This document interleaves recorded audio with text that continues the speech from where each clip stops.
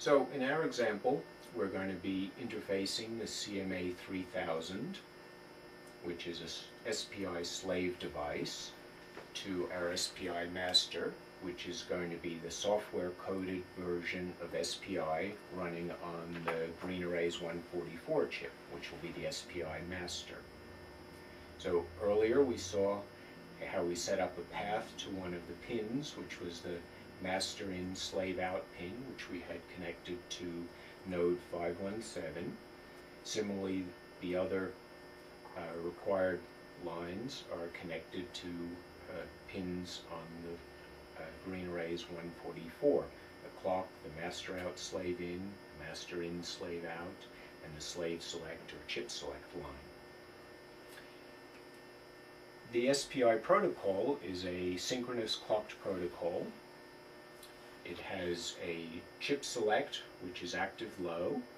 So in order to start communications between the master and the slave, the master is responsible for pulling the chip select low.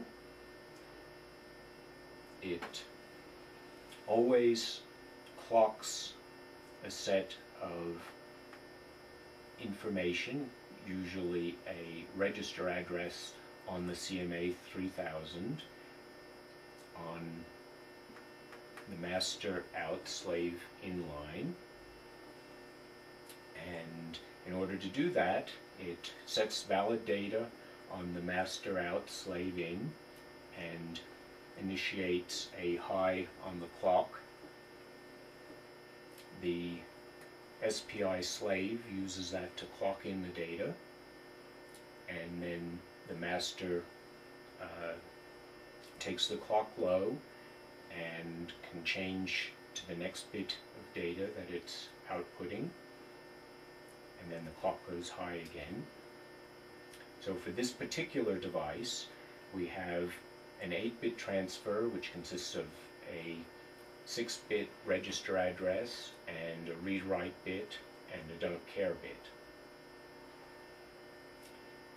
The device then is expecting, if it's a write, it's expecting similarly clocked data, which is the data to write to the register given.